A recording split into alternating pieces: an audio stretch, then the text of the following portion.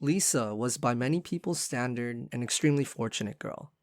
Ever since she was young, she had never been denied any of life's pleasures and, because of this, didn't understand the meaning of rejection. For her seventh birthday, she got an actual pony, had been to over 50 countries by the time she was 10. She owned her first car, a Mercedes Benz, at 16, and her parents bought her her own house when she graduated from university.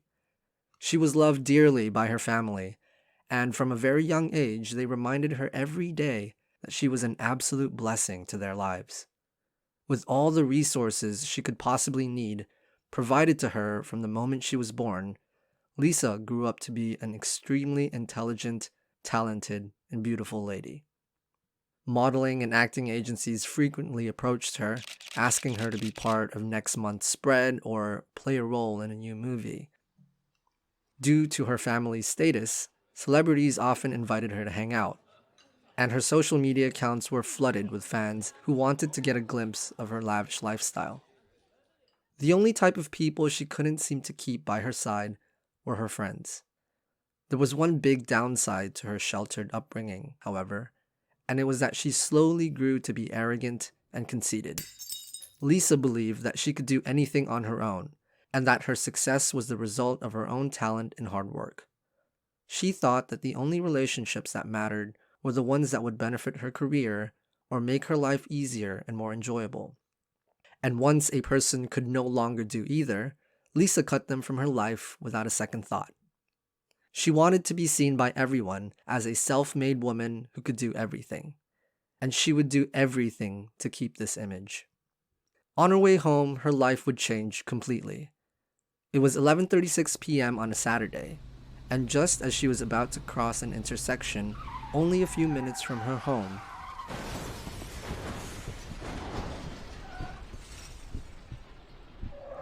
a race car collided with her convertible.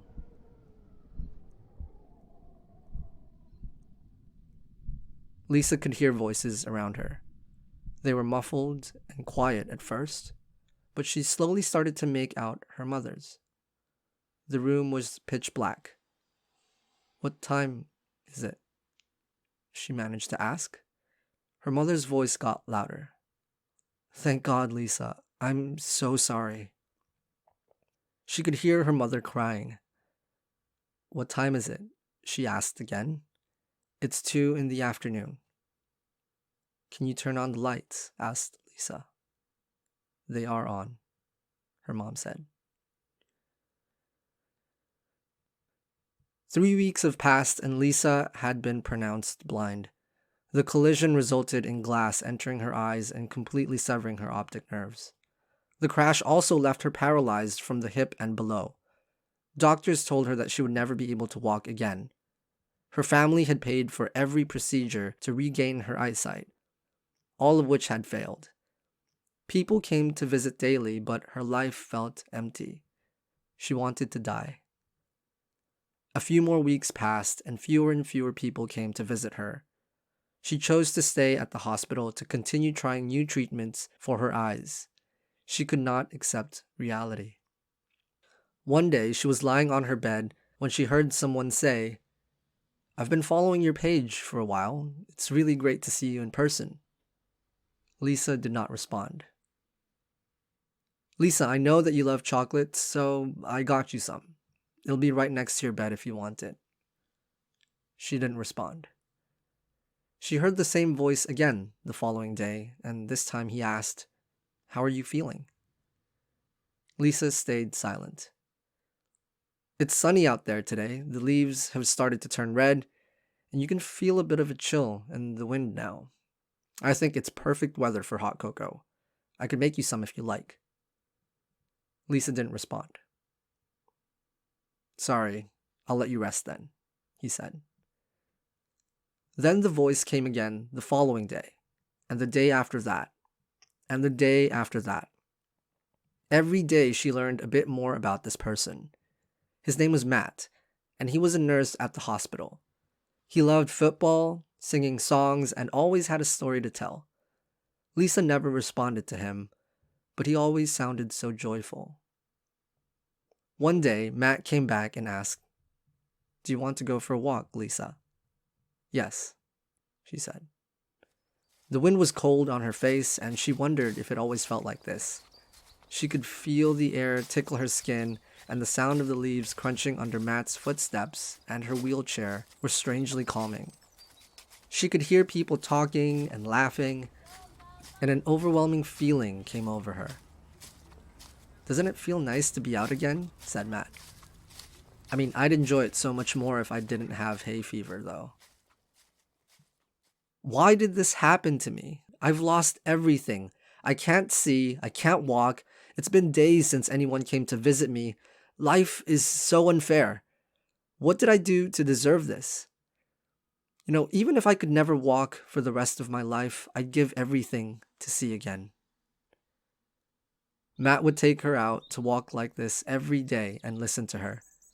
He didn't always have something to say, but he did what he could to make sure that she never felt like she was alone.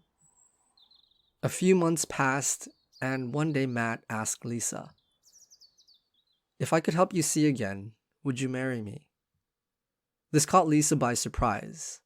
She started to really like Matt and wanted so badly to see again, so she said yes. The doctors told Lisa a few days later that there was a way for her to regain her vision, and if she wanted to try it. Lisa immediately said yes. In a few days, the procedure was complete and she could see the world again.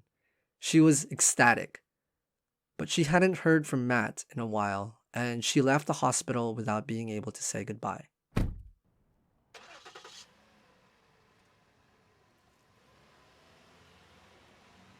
A few weeks later, Lisa received a phone call.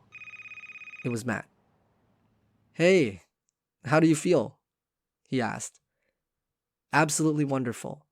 I can see perfectly now. It's amazing," Lisa said. "I'm really happy for you. Can I come to see you?" he asked. "Of course," said Lisa.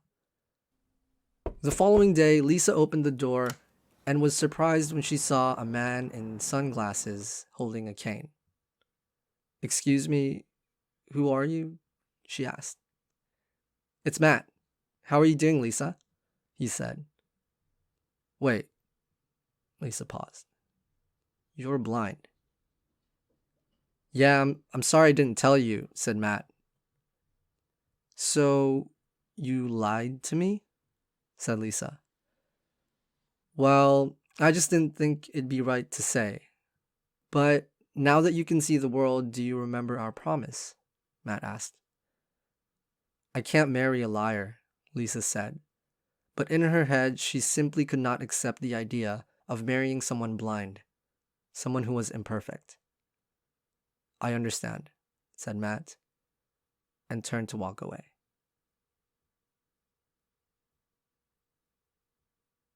A letter arrived the following day, and it was from Matt. "The months I spent with you were some of the happiest I've ever experienced, and I wanted to thank you. You are a wonderful person, Lisa, and I'll always love you. Don't worry, I won't be sending any more letters. I just want to ask one last thing before I disappear. Please take care of my eyes, dear."